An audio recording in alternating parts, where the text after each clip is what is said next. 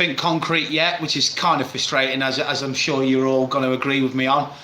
But I was just going to go through the squad with you, and let's see what we can talk about as to where you think we need to bring players in and where we need to improve in them areas. So, in goal, obviously we've got Kelleher, Adrian and Karius. They're the 3 goalkeepers we've got, and we've got a young one as well coming through. Our defence is Nico Williams, Trent, then you've got Matip, Gomez, Van Dijk, Reece Williams, Nat Phillips, Andrew Robertson, Tshimikas. So the defence, I'm sure I said Joel Matip, didn't I? The defence is strong now. Ibrahima Konate as well. So we've got the defence is sorted, in my opinion. Unless we get rid of Nico Williams, we then need a right back to come in. No doubt about that. So let me move across a little bit. That's better. Yeah, sorry about that. It's just the camera position. So basically, I want you to put your thoughts on this video with regards to what you think we need to bring in, if we need to bring in a new fullback or a new goalkeeper, because Karius will be going again, you know that, and also Kelleher is our number 2, Adrian will be our number 3, Alisson will be our number 1. Obviously, we know that anyway. With regards to the midfield, now the midfield is the area where I think we definitely need to improve. There's been rumours we're after Basuma from Brighton. There's been rumours for nearly every player that you can think of coming to Liverpool. But look at the midfield, and I think, well, we play 4-3-3. And because we play 4-3-3, then the 3 midfielders for me that start in the... say if Liverpool were playing the biggest game of the season today, this is my midfield 3. So, Fabinho, Henderson, Thiago. So Fabinho, Hendo, Thiago. That's the triangle midfield I would use. You'd have Thiago in more of an advanced role, linking with the front 3, and you'd have, for me, you'd have Fabinho and Henderson just like sitting in a DM position, which would work fantastically, I think. So then, then you've got the second 3 that can come. You've got Curtis Jones. You've got Oxlade-Chamberlain, you've got Shaqiri, you've got James Milner. They're our midfield short, and that's when you start realising that if Liverpool are going to bring in players, then they need to start off with some midfielders. So I think that if signing number 2 of the season, it has to be a central midfielder, and I'm going to go for someone I would love to bring in, and I like John McGinn from Aston Villa, but the problem is with the British transfer market, as you know, it's always overflated, and it always seems to be about £50 million for a British player minimum. It's ridiculous. But if we can bring someone like John McGinn to do the genie role, put the work in and get himself about the pitch, then I don't think there's anyone better than John McGinn to come and do that. Also, you've got Basuma from Brighton. Again, another fabulous. You say genie replacement, he's probably going to be the most obvious genie replacement we could go out and buy. I'd love to bring us either McGinn or Basuma. I'm not bouncing into this transfer update that I'm doing with you with too many rumours. I mean, I heard we'd signed Pellegrini a few weeks back, and it was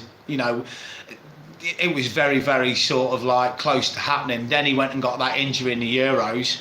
And I think that's just made Liverpool change their minds, because I do know that we'd actually bid, we'd bid the actual amount to activate his minimum fee release clause for Lorenzo Pellegrini. So it was close, and I just think post-COVID, because that's what it is now, you can sort of say with the news yesterday that we are now letting full stadiums come back, is post-COVID now. That's how we're going to have to speak as post-COVID, that Liverpool have to be even more strategic in their transfers, in their transfer selection, basically. And I think as soon as Pellegrini went and got that injury, £28 million, £30 million, whatever it was, the minimum fee release clause, we don't really want to be spending that money, and he's Naby Keita. Let's just say it turns out to be another Naby Keita. We really don't want that. So yeah, so that's the midfield. So I do think people like Shaqiri will go. I think we're only asking for 13 million for him, which is an absolute joke. But then if you look at it, he's 29 years old, so it's about right really. If we get 10 million plus add-ons, you can understand why with his age and stuff. So yeah, so Oxlade-Chamberlain again. I know West Ham are interested in him. You know, someone like Southampton could take him back. West Ham. I think if Danny Ings goes, you know, West Ham will certainly be in for a striker. Sorry, not West Ham. Southampton would be in for a striker. I could see Divock Origi going to Southampton. I could, because you've got Divock Origi. I'd say the list of people that are definitely going to be going if the money's right is Marco Grujic, Ben Woodburn, Harry Wilson, Oxlade-Chamberlain, Shaqiri, Divock Origi. We could have 6 going out, and with Michael Edwards, with his track record of getting great sums of money for our players, then I can basically see us then having 2 targets we'll just go and pay 30 million each for, and that'll be us done for the season. I've said it from minute 1 on my group Data to Believers, and if you're not on that group, please join it, and please subscribe to this channel as well, free. As well, I've said it from day 1 that we'll bring in 3 players this summer, and I stand by that. I did say that we'd bring in 3, and it's the spine of the team, and I've said it from minute 1. Centre half, I called Konate weeks ago. For those that are on my group, I said that Liverpool have probably got a plan A and a plan B. If we didn't finish in the Champions League, then it would have been Kabach signed from Schalke, because it was around about 10 million, and I still think we should have signed him. And if we got in the Champions League, then it would be Plan A, which was Ibrahima Konate. And then literally after the ball was kicked and we were secure against Palace, that we were in the Champions League, we went and agreed the fee for Konate there and then. So I think I got that one spot on. Then I think we need a central midfielder to come in to replace Gini Wijnaldum, and then we need a striker. We need a striker. Yes, we've got, you know, Jota, Bobby, Mane, Salah, and Harvey Elliott. So we've got 5. Origi hasn't gone yet. But for me, let's not forget that Mane's now 29. You know, Salah's now 29. Bobby's now 29. You know, a year's time they'll be all 30 plus. So we need to get somebody in to rest the Bobby Firminos and rest the Sadio Mane's and rest them just to keep them, you know, for the big games, and keep them handpicked and get somebody in. I mean, Patson Daka would have been perfect, but I did say in my video that he's not going to come and play for somebody, you know, once every 3 games. Patson Daka will probably be better, and those are those that are on my group will know I said it. He'd be better going to play for Leicester for 2 years and playing every week and showing he can do it in the Premier League and getting 30 a season for them or 20 a season for them, because in 2 years' time, Mane, Salah, they'll be done. They'll be finished. Bobby Firmino, he'd have gone abroad. They'd have gone abroad. We've got, in my opinion, just my opinion, we've got 18 months left of the Fab 3. 18 months left of them being the Fab 3, because the future is now got to be the next Fab 3. It's got to be Jota, who's only 24.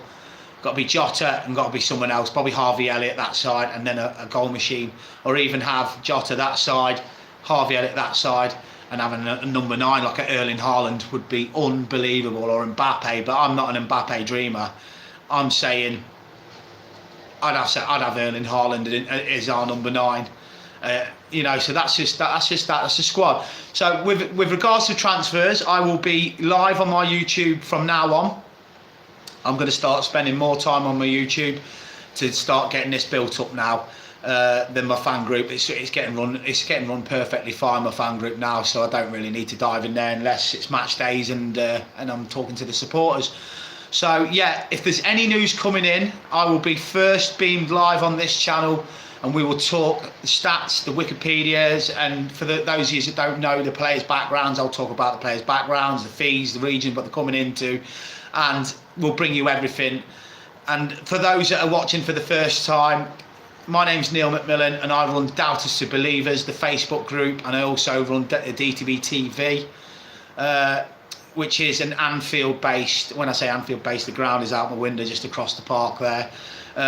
So we are first on scene at everything Liverpool. We do coach welcomes, we do we're going to stop the fans, a bit like Redmen TV are doing now, but they're 10 years ahead of us. We are literally going to be around the ground on match days, and hope you'll all enjoy it. So yeah, if there's any transfer news coming in, comment on this video as well, anyone you think we should bring in, and I will be going live over the next few weeks, pre-season, for friendlies, watch-alongs, everything. You won't ever walk alone.